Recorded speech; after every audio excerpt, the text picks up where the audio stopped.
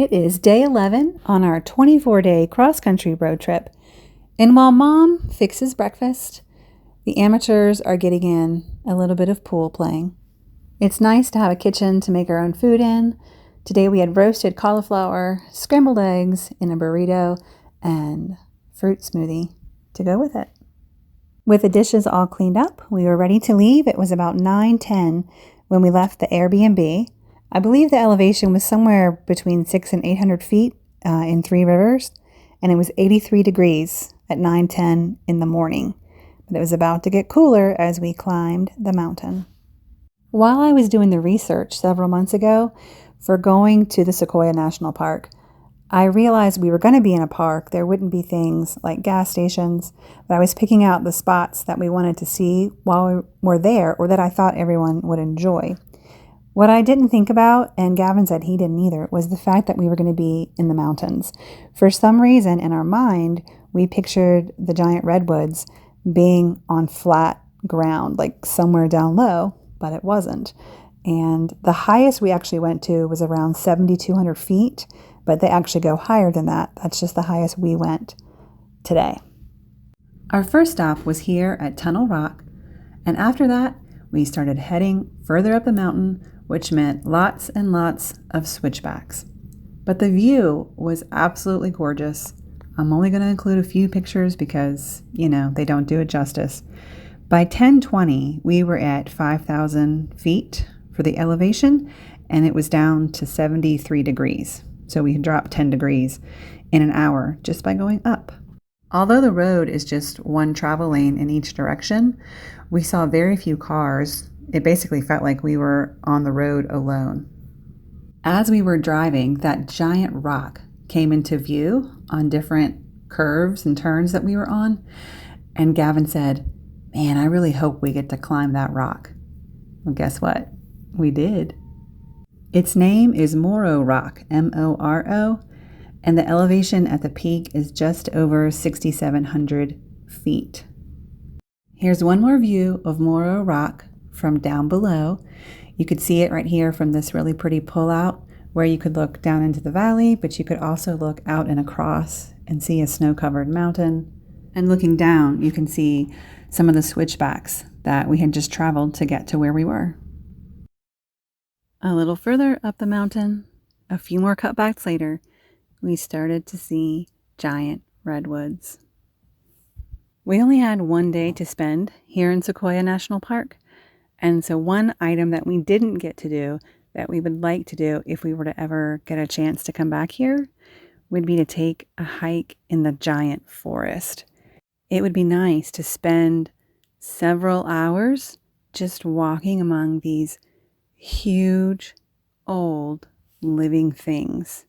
It's almost like they should be creatures that you could talk to. They're just amazing, the size of them, and to know that they've been here for so long. Our next stop as we head up the mountain is Moro Rock. This is a granite dome rock formation in the park. The peak at the very top is just over 6,700 feet, so you get an amazing view of the surrounding valleys and mountaintops. And just like I mentioned at Carlsbad Cavern and several other places along our trip, so much of what we get to experience now in our nation is because of the hard work of people done in generations past. I mean, really, I guess you could say everything is, but it's amazing to go somewhere like this and see where a team of people have carved 350 steps or more into this granite rock in order for us today to be able to hike up it, then to see it from the top and see what's out there, kind of like a bird's eye view. On the way as we were driving, I did start to have a little bit of concern that the member of our party who is the most afraid of heights might chicken out. When they were younger, they wouldn't climb a lighthouse that the rest of us went up because, it looks scary if you're standing at the bottom of a lighthouse and you're looking straight up where you're going. But I was hoping that the way these steps were laid out, that wouldn't prevent the climb, and it didn't. We all made it to the top, even me, while my knee was almost recovered from the aches that it got from riding the mules a few days before in the Grand Canyon. But the steps are it's a narrow path. Occasionally, two people can pass each other. And then there's some spots where you have to wait for the people that are going the opposite way to go through, and then you can go up the steps. There's some parts where there's no railings. It's just you and a little bit of rock. And you just can't focus on that. But every time there was a chance to step outside of the path and look around, we would just take lots of pictures and catch our breath. I think this was the most narrow part of the path. And as you went down it, you almost had to lean out a little bit away because that rock was leaning into your path just to get around the corner. On our way up, we didn't cross as many people as we did on the way down. So I think we just had an earlier start before the majority of the crowds got there. See, there's no railing here. It's just you and a rock. But finally, at last, we made it to the top. And this is what it looks like. They've put railings up around the edge just to kind of show you where it's safe to be, but it's definitely not childproof. You really have to be careful if you've got children while you're up there. The view was stunning, and we're grateful that we had a nice weather day and there weren't a lot of low clouds or anything to disrupt our view. The part with the railing narrows out as it goes out towards the edge of the rock, and everyone just politely waits in line for their turn to take a picture at the end. And it was so nice that each person in line would take the picture for the person after them. So someone took our picture, we took someone else's picture, and then we headed back down. So there were more people that we crossed on the way down, but it was really easy going down.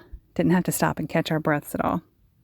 On our way to the next spot, we got to see the bottoms of some upturned redwoods, and we also got out to be able to walk around and handle the trees a little more in this area where there was a lot of very large ones. This is actually a collection of 4 redwoods. It seems like as we've driven along, we've noticed they seem to grow in groups of 2 or 3 or 4. It's like they're friends. They like each other's company, so they decide to grow really close together.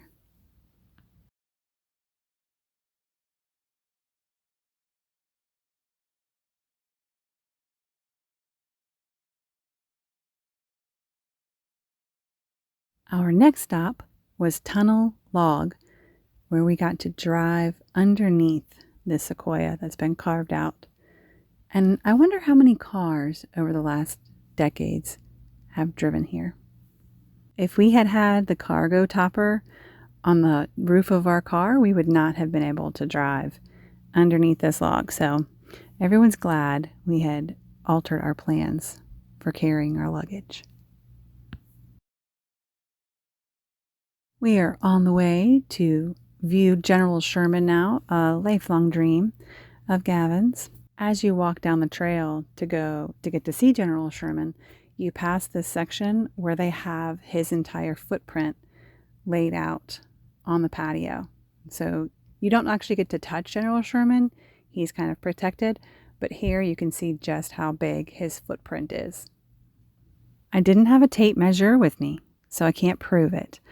And the pictures, of course, don't do it justice.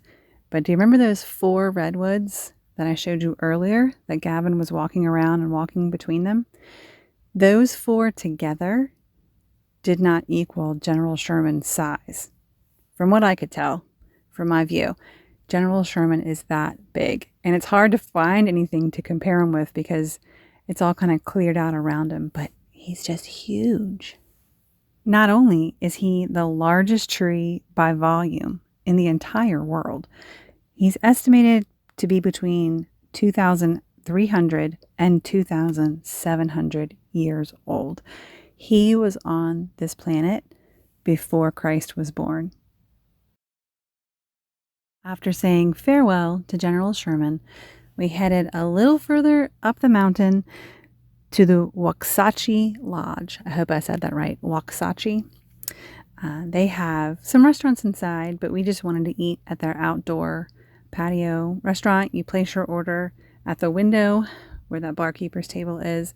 They've got soups and salads and pizzas and juices and drinks, and we got some cookies for dessert.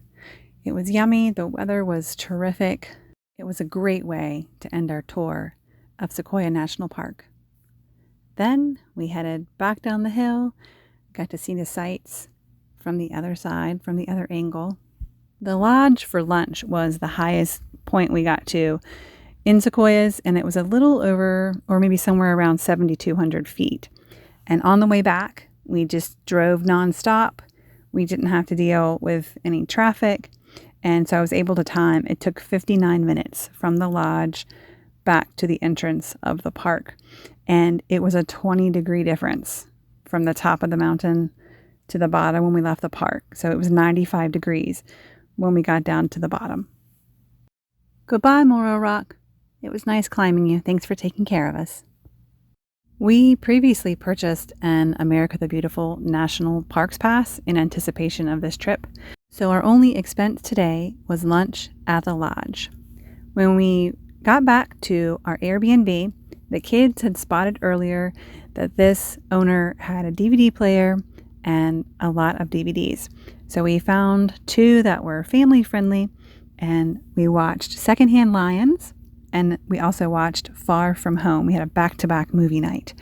And for dinner, we had potato and broccoli soup and burgers. Have you ever been to Sequioia National Park? What was your favorite part?